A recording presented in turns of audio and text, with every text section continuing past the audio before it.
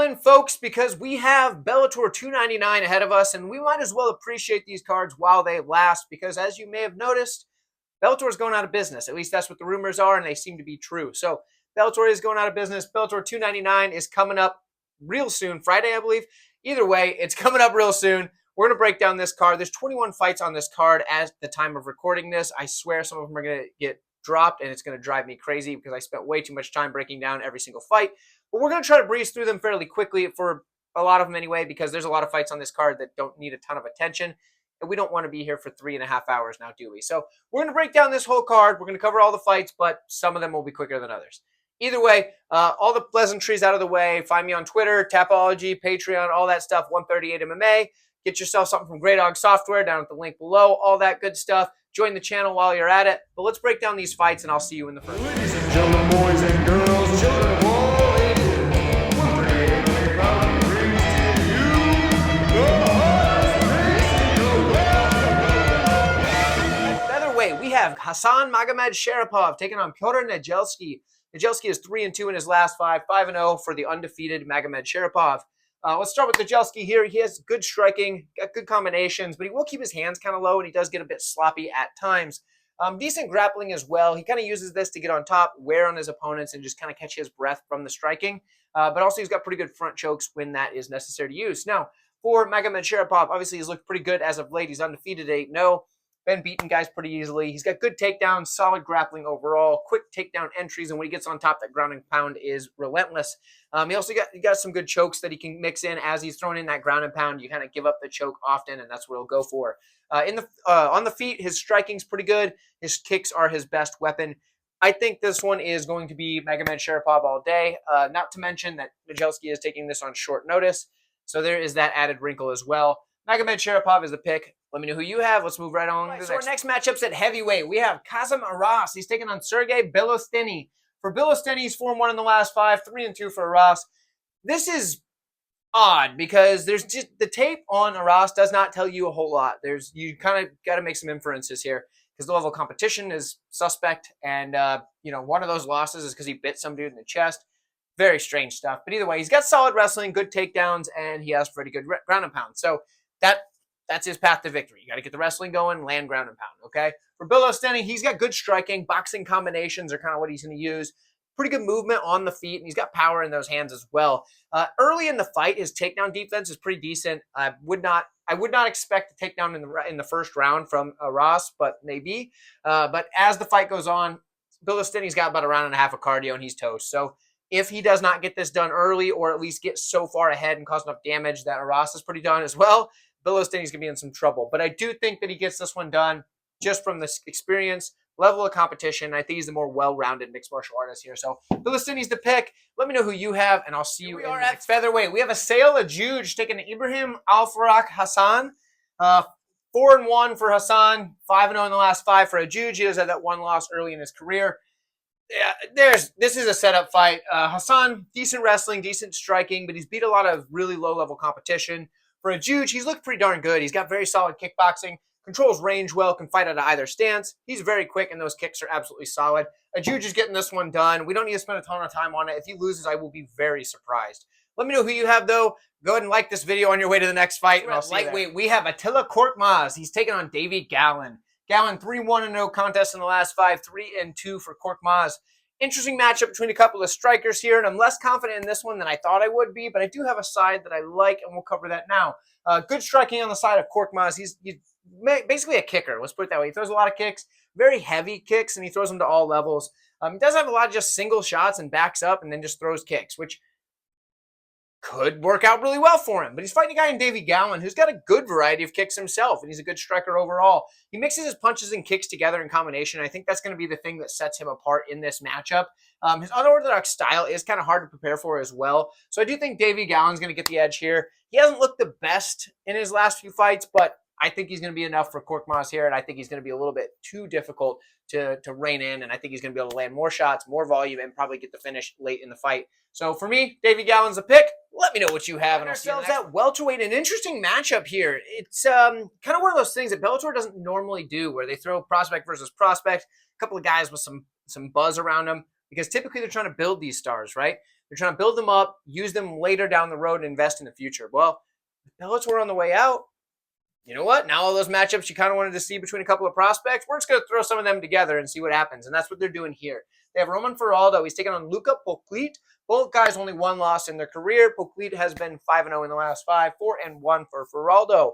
Basically, this is a striker versus grappler matchup in the sense that Poclit is pretty much going to use his jiu-jitsu to win the fight. That's what he needs to do, versus Faraldo trying to keep this on the feet and use his striking because he likes to knock people out. And in fact, all of his wins have come by knockout. So for Faraldo, he's a good striker with tons of power. He likes to use his knees, whether they're flying or standing, and just throws those knees with plenty of heat. He's got good volume, and he's going to press forward while he's throwing that volume. He can crack you with the hands. He can crack you with the knees. He does a darn good job in the striking. Now for Poclit, it's the opposite. He wants to get this fight to the mat. He's going to attack the subs aggressively. He's going to kind of use a wide variety of submissions, even creating some of his own. We saw the Lukinator, is what he called it. That was a very interesting submission hold where it kind of just ended a fight, and the referee was like, "What the heck was that?" So it was very interesting. But he does have creative submissions, and he's always attacking those submissions. In addition to that, he can sweep pretty well from the bottom if he does end up on the bottom. In this matchup, basically, it's going to be wherever the fight takes place is the winner. If it stays standing, Faraldo wins. If it goes to the ground, Poclit wins. I'm going to say Poclit gets this to the ground at some point and gets the win, but I won't be surprised in the slightest if Faraldo's able to put him out before he can do it. So for me, the pick's Poclit. I'd stay away from this one. I would just crack open a nice cold root beer, toss that one back, and enjoy. But real quick, let me know in the comments who on this card, what fighters on this card, the prospects particularly, not the main events, would you like to see maybe go through the Contender Series or show up on the UFC on short notice or something like that, show up on the UFC's broadcast? Who would you like to see when Bellator starts to fade, when they're finally gone? They've got a couple of events booked throughout this year, but that's about it.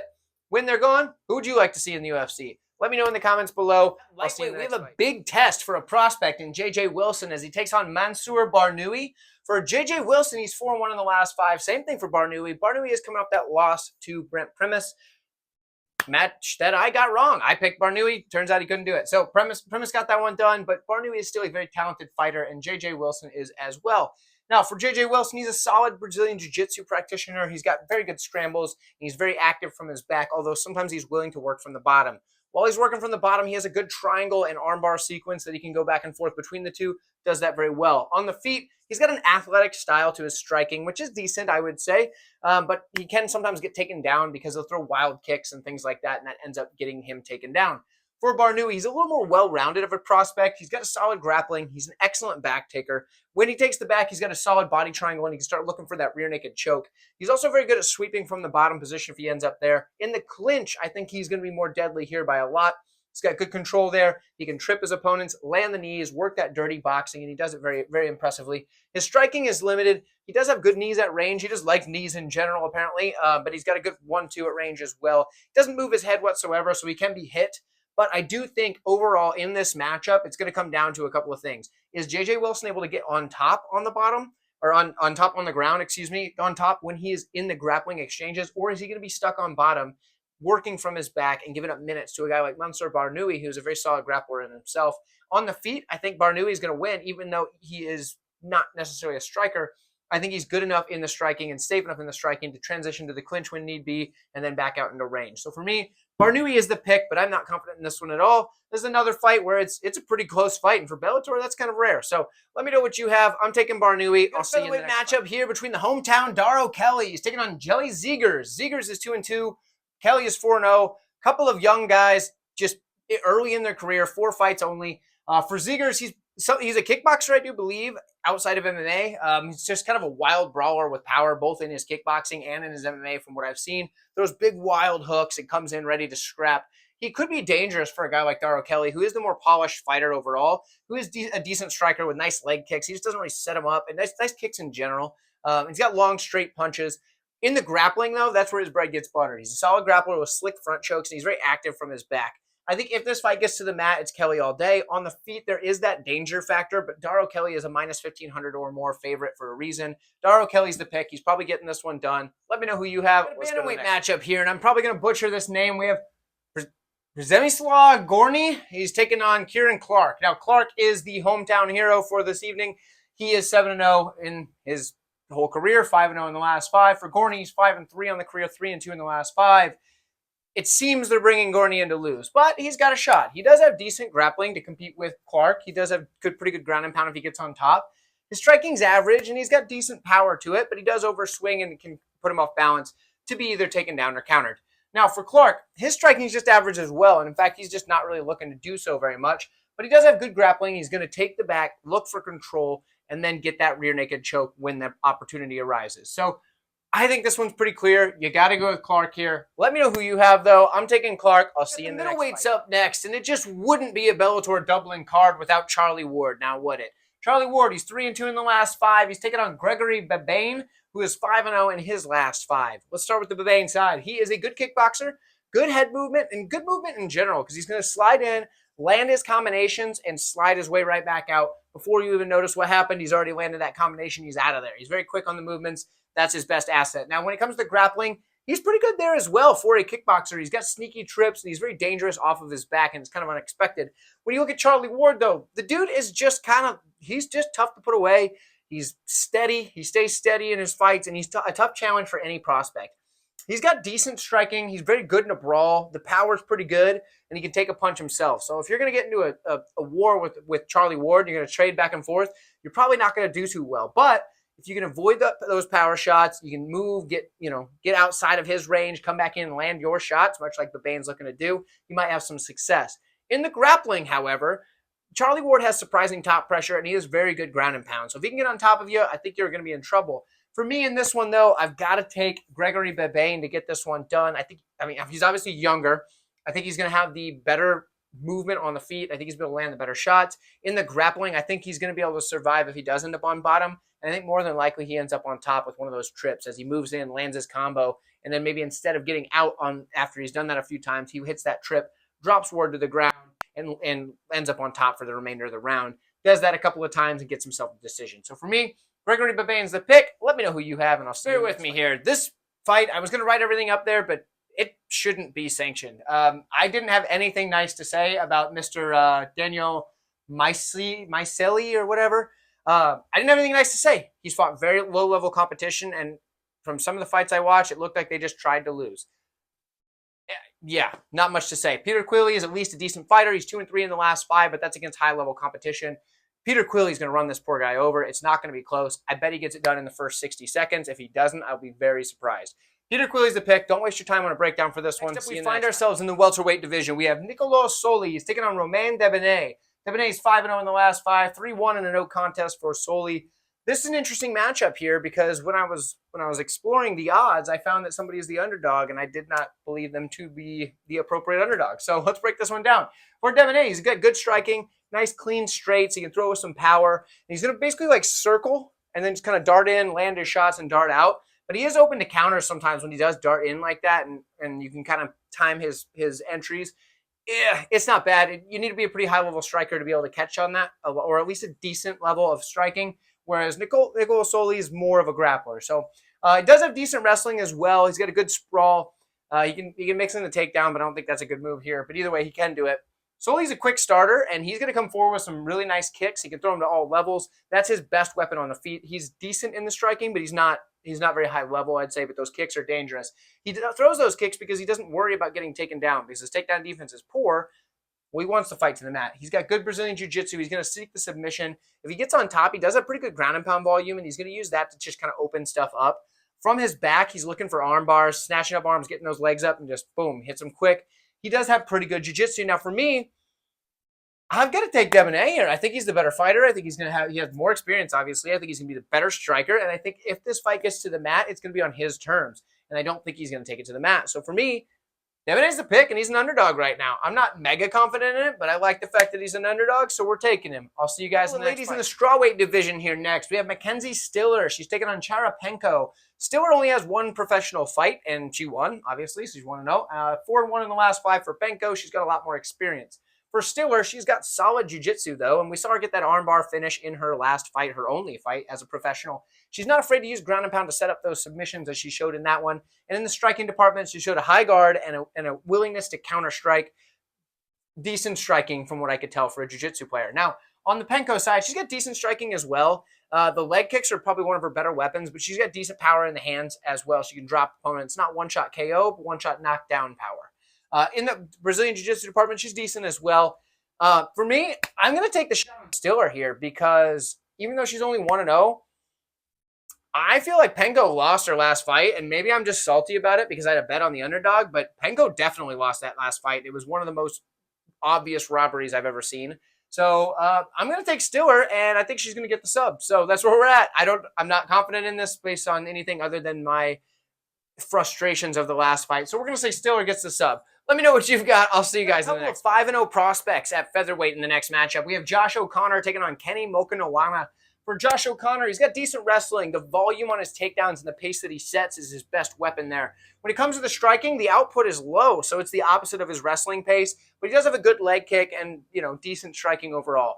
For Kenny Mokhonoana, he's got good grappling. Takedowns are there. They're pretty powerful, heavy ground and pound, and he's going to attack the submission when he gets that opportunity. In the striking, he's got decent striking, I guess. It's very unpolished, big, wild, extravagant movements, but he does have good, long, straight punches, and obviously he can land with power, so there is that. So for me, this matchup, I've got to take Kenny Mokhonoana, but I don't know, 5-0, not a ton to go off of. I do think he's fought the better level of competition, being that he's fought in Bellator for a little while now, although we all know how Bellator's competition is. But either way, we're taking Mokhonoana. Let me know who you have. I'll see you in the next 4-0 lightweights here. We have Noah Gugnon taking on Mark Ewen. Both of these guys kind of similar. Not a ton of footage to go off of. Lower level competition, just kind of we're doing what we can here, guys. This is one of those that was really tough to break down, like I said at the beginning. So for Gugnon, he is a decent striker. He's got forward pressure, and he's going to throw combinations. It's easy to do when your competition is horrible. So there's that. But he's got decent wrestling as well, from what I could tell. Landed a few takedowns, I guess. For Ewen, he's got decent striking. He did show really good feints. I'll give him that. Regardless of competition, the feints were good. He's got good long straight punches and can throw combinations as well, so that's always cool. He's got decent wrestling, so I'm getting some takedowns. It's pretty low level competition, so you got to take that for what you will. For this one, it's tough. I'm going to go off of just the slightly better competition and then the feints being good for Mark Ewen, just thinking maybe, okay, that's something that is going to translate even against better level competition. So I'm taking Ewen. Guys, don't be betting this fight. Seriously, just pass this fight. Let me know who you've got, though. I'd love to hear from you. Maybe you know one of these guys. I don't know. I'll see you in the next fight. Drop that comment below and like the video. Light heavyweight matchup between Luke Traynor and Larinus Urbonavicius. I'm going to say that like that. Anyway, 5-0 for Urbonavicius, 4-1 for Luke Traynor in their last 5 fights, respectively. Urbonavicius is a good wrestler with a pretty good double leg, and he likes to get on top and use that ground and pound to get the win. That's what he does in a lot of his fights. On the feet, he's got decent striking. Basically, he has a pretty darn good cross, and that's going to help him set up those takedowns a lot of the time because he throws that big, heavy cross as he's coming in, and it lands heavy, lands solid, and he's able to get the win that way. The level of competition for him has been so-so. Few good wins in there, but a lot of not-so-good wins. For Luke Traynor, we're familiar with him. Been around Bellator for a while now. We've broken him down plenty of times. He's got good grappling, and he uses his very long limbs in that 6'6" frame to wrap up his opponents, control them, and then also start looking for those chokes because he's got them choking arms. We've talked about it before. He's got choking arms. Dude's got decent striking as well, and he uses his range nice. And what he can do is when opponents are coming in, he throws that knee up the middle, and because he's so tall, it doesn't take long for that knee to hit the chin.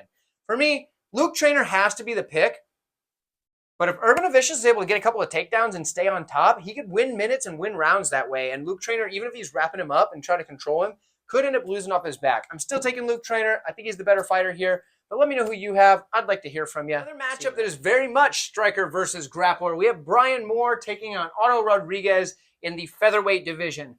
Rodriguez 5-0 in the last 5, 3-2 for Moore.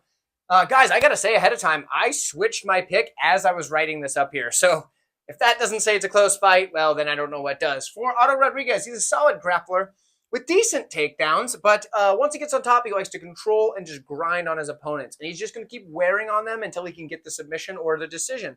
But he's looking for that submission as he just wears guys out with small ground and pound shots and just grinds on them, slows them down, wears them out. That's what he wants to do. He does have decent striking, but it's clear that it's only there really to set up that takedown so he can get the fight to the mat where he is at his best. For Brian Moore, it's kind of the reverse. He's got decent grappling, and he can use it. It's serviceable. He does what he needs to do with it. But his boxing is where it's at. He's got good hand speed. He's got good movement. He comes forward while moving side to side. landing those combinations and hitting guys with that. He's got pretty good zip on his punches too. When he hits, you feel it. It's not like one-shot knockout power, but he's got some sting to it. I was originally on the Rodriguez side, but this is in Dublin. Brian Moore, being Irish, I can see where he gets taken down, and a guy who doesn't have a ton of activity on the top in Rodriguez is controlling him, but not doing a lot. And the referee's going to be standing Brian Moore back up multiple times in this fight. And I think that Brian Moore is going to land the more impactful shots on the feet, giving him the win with the judges, even though he's going to be getting taken down a few times here. So I'm going to take Brian Moore by decision, and I think he's an underdog right now. I'm probably not going to bet it, but either way, it'll be nice to say I picked an underdog if he gets the win. I'm taking Brian Moore to get the hometown victory. Let me know who you have. I'll see you in the next one. Recognizable fighters now, folks. And hey, for all of you that have already liked this video, I appreciate the heck out of you. Here we are in the welterweight division where we have Sabah Homasi taking on Levon Chokheli. Chokheli and Homasi are both 3-2 in their last 5 fights. For Homasi, he's a good striker with power, and he does best when he's getting those leg kicks going early, and he does a good job landing those leg kicks. He does get a little bit too wild at times, and it can cost him. It cost him against Brennan Ward, and that's why he lost that matchup. If you remember, I had an interview with Cassius Kane on my channel before the fight with Homasi. I was picking Homasi, and Kane talked me out of it. He said, hey, pick Brennan Ward. I fought Brennan Ward, and Brennan Ward is better than we think he is coming back from that hiatus. Well, he got it done. So there we go. Shout out to Cassius Kane getting that one done. Now, good wrestling, powerful takedowns for Homasi, but he does prefer to be a striker. Now, when it comes to Chokheli, solid striking as well. He's got devastating kicks. He's got fast hands, and he can put those things together in combination. He's also a pretty durable fighter, and we've seen him take some shots in the past, and I've overlooked him in the past and thought, oh, man, he's going to get beat here, this, and this. But his durability and his dynamic attack has really come through for him in the past. So good grappling, heavy ground and pound if he can get on top. I do think this is mostly going to be a striking matchup, so that's why I've emphasized the study here. I'm taking Chokheli to get it done. I think Homasi is going to get a little bit too reckless at some point in this fight, and he's going to wind up catching a big shot, and it's not going to be good for him. So for me, Chokheli's the pick. Well, let me know who you have. If you haven't liked the video yet, what are you doing, guys? Like this video. This is 21 fights. Are you kidding me? Appreciate it. Women's featherweights here with a boxing versus judo stylistic matchup. We have Sarah Collins coming in 4-0 in her entire career, making a big step up in competition where she's taking on Sinead Kavanagh, who's 4-1 in her last 5, but has been competing at a high level for a very long time in boxing, MMA, and all the others. She's done a very good job so far in her career to, even at the age she is at, which is like 38 or something like that, she's doing a darn good job of staying with it. So she's still getting wins at a high level, still doing very well. And 4-1 in the last 5, I mean, it's pretty impressive at this point. So especially for someone who is pretty much a boxer. For Sarah Collins, though, she's solid judo, likes to get her opponents up against the cage, look for that control first, and then when she finds the opportunity, toss them. Use those throws, those judo-style throws, land right into scarf hold, which, if you know me, that's my favorite position to be in when I'm grappling with someone. Scarf hold is my jam. So I understand exactly what she's going for here because there's a lot of submissions that not a lot of people are familiar with in the scarf hold. And she's able to get those. She does a good job with them, and a lot of people don't see them coming. So good for her. She's got good judo, and she can use those submission holds from that scarf hold position, and she does a darn good job with it. For Sinead Kavanagh, she's going to be the much better striker here. She's got solid boxing. She's going to come forward with pressure, and she's got heavy hands. And you're going to have to try to get her out of there. Well, you're not going to get her out of there on the feet. So what are you going to do? You got to get her to the mat. So for Sarah Collins, she has to get this fight to the mat. For Sinead Kavanagh, she's got to keep this fight on the feet and land those shots. I'm probably just a sucker for a scarf hold, so I'm going to take Sarah Collins here to get the upset, the huge upset. She's not a big underdog, but this is a huge step up in competition for her, and I think a lot of people are just baiting Kavanagh because of the age, but she's competing at a high level so far and still getting wins. I'm going to take Collins, though. I do think she's going to be able to get this fight to the mat, get a submission from that scarf hold position, probably some sort of arm bar. Let me know what you guys think, though. I'd love to hear from you. I actually am really looking forward to this matchup. So let me know. I'll see you guys in the featherweights. We have Mads Burnell. He's taking on Daniel Weichel. Weichel's 2-3 in the last 5, 3-2 for Burnell.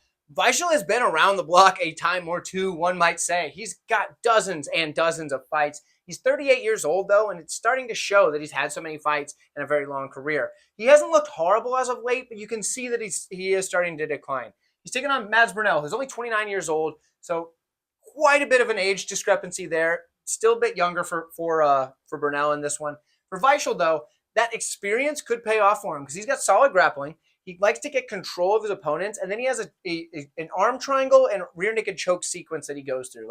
He'll get the position, start looking for that arm triangle. And as opponents try to rotate off, he'll then switch to taking the back and looking for the rear naked choke. And as they start to fight that, he'll go right back to that arm triangle. And it's a pretty good sequence, actually. It's not one that's used as often as you see with other submission chains, but his arm triangle to rear naked choke sequence, it's very good. He's just a little bit slower than he used to be, but I think he still has that ability to pull that one off because it doesn't take a ton of speed for that one. He's got good striking as well, and he can throw combinations on the feet, mostly boxing combos, but he can mix in the kicks every now and then. For Burnell, he's typically a wrestler, right? He changes takedowns, trying to get you to the mat or get you up against the cage where you can win minutes there. He's going to be a kick catcher, so I don't think that's going to really play a role in this fight, but he likes to catch kicks or duck under the hands and shoot that takedown underneath an overcommitted strike and get the takedown that way. In the striking, he's got really good head movement. It's just constantly moving, and that wrestling threat does set up the strikes. For me, I think it's just an age thing. I've got to go with Burnell. I think he gets this one done. He's going to be able to get on top in the grappling exchanges and probably do well enough on the feet that he's going to be able to land some shots with that threat of the wrestling and being the younger, quicker fighter. So for me, Mads Burnell is the pick. Let me know who you have, and I'll see you in the next fight. Finally made it to the co-main event of the evening. Aaron Pico has taken Pedro Carvalho in the featherweight division. Carvalho is 2-3 in the last 5, 4-1 for Pico, but that last 5 matchups for Carvalho doesn't really tell the whole story because he's a lot more dangerous fighter than 2-3 indicates. And for the 4-1 for Pico, that one loss was a bit of an interesting one. Kind of, I don't want to call it a fluke, but it was definitely not a normal loss. So either way, real quick, before we get into that, hey, if you've been enjoying this content and you love this channel, you're like, you know what, I wish I could support this channel, but I don't have a ton of money to throw down. Channel memberships for only $2.99. They get you these neat little badges next to your name. So every time you drop a comment, everybody knows how long you've been a channel member, how long you've been a member of the channel, and also you get access to these cool emojis. And once we get enough channel members, we get even more emojis. So that's neat. But you're going to be able to have that as a channel member for only $2.99 a month. If you want to just do a one-time deal, one-time thank you, there is some sort of something thanks or whatever it is that you can click down here, super something or another. That's down below as well. You can click that, and I do appreciate the heck out of it. It helps me a ton. Basically, this channel is running because of you guys, and the support that you give is fantastic. Those are just some low-cost ways to give back to the channel, and I appreciate it very much. Let's break this fight down, shall we? For Carvalho, dude's a good boxer with good head movement. He's going to come forward with volume while he's doing that, moving the head, throwing that volume, and he's going to come forward and use that boxing skill to land damage on his opponents. If he gets into the grappling department, he's got very opportunistic subs that are often set up by the volume that he throws with ground and pound. This is a very volume-heavy, pressure-forward style of fighter is Carvalho. For Pico, he's got strong boxing skills as well. In fact, very, very strong boxing skills. His combinations are crisp. He works the body with some of the most devastating body punches you're going to see. And he's got very heavy hands, whether that be those body punches or coming up top. His lead hook in particular is pretty darn good, whether it's low or high. He does a good job there, but that boxing is solid. Now, strong wrestling as well. He's got a variety of takedowns. And when he does get his opponents to the mat, he likes to get into that wrestling ride and just start landing that ground and pound, coming up around the face, hitting those guys with shots like that. And I think that's where it's going to be the factor for Pico here. He's just a little bit better in the boxing, actually quite a bit better. He's better everywhere. Pico's better everywhere, but this is a tough fight for him because of the volume and pressure that Carvalho is going to put. I got to take Pico because the skills are there. It's not like he's an aging veteran that's fading out. He should be able to get this one done. But Carvalho is one of those guys that he's hard to count out of a fight. So for me, Pico's the pick, but he's like minus 900. So if you threw a couple bucks on Carvalho, I wouldn't be mad at you. Let me know who you've got, though. We got a main event coming up next. We've got the main event. It is the main event of the evening. We finally made it this far. It is for the middleweight championship of the world. Johnny Eblen defends his title against Fabian Edwards. Fabian Edwards 3-2 in the last 5. Obviously, that undefeated record of Johnny Eblen is something else he's trying to defend. 13-0 on the career. Guys, when Bellator is all said and done, it's finally gone. I'm going to be sad, but also I am kind of looking forward to a couple of things. One of which being, seeing guys like Johnny Eblen come through the Contender Series as a minus 5,000 favorite as he squashes some regional bum that he's going to be put in there against. Because, of course, he's going to have to go through the Contender Series. What else would happen? That's going to be wild. I'm looking forward to that kind of stuff. Just seeing those type of things happen, that's interesting to me. But I am going to be very sad when Bellator's gone. I've been watching Bellator since I was young. Bellator's been around for almost 300 events now. And I was a pretty young guy when I started watching Bellator. So there you go. Either way, let's go ahead and break this fight down. Fabian Edwards, he's a solid striker, very clean strikes, and he's accurate to boot. Now, when it comes to the kicking, he's got kicks to all levels, and they are very clean, very pretty, and he can counter-strike with the best of them from outside. With his grappling, he's got sneaky submission skills, and people often overlook his grappling, but those submissions are there. In the clinch, he's a very aggressive striker, lands elbows, knees, and just causes a ton of damage from that. He's also a very athletic individual, so a lot of the things that he does is amplified by that athleticism that he possesses. Now, for Eblen, Eblen's a good striker. He's got an overhand that's set up by his wrestling threat, which we'll cover in a minute, but that overhand is pretty powerful. He's got good striking from either stance, and it's not nearly the polish level of someone like Edwards, but it's very good for his style being that of wrestling. So he can also kind of get to looping his punches a little bit too much as the fight goes on, and that is not something I'm a big fan of, but he does fine for most of the fight. When it comes to the wrestling, he has solid takedowns. He's a very strong wrestler with solid takedowns, and he mat returns people over and over again.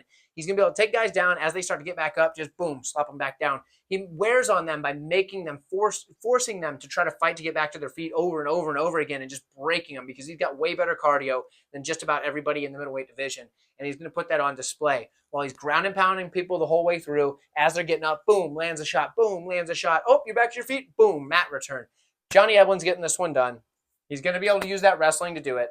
Fabian Edwards is a tough test for a lot of fighters, but I think Johnny Eblen, being the guy that he is going to be able to get that wrestling going, and I think he's going to be able to stay on top, use that ground and pound to cause enough damage that it's not just a boring snooze fest, and I think he's going to probably get this one done before 5 rounds is up. So for me, Johnny Eblen is the pick. Thank you guys so much for staying tuned through the whole 21-fight card. My gosh, this is exhausting. I need a drink. I'm getting tired. I'll see you guys in the next breakdown. Thank you so much.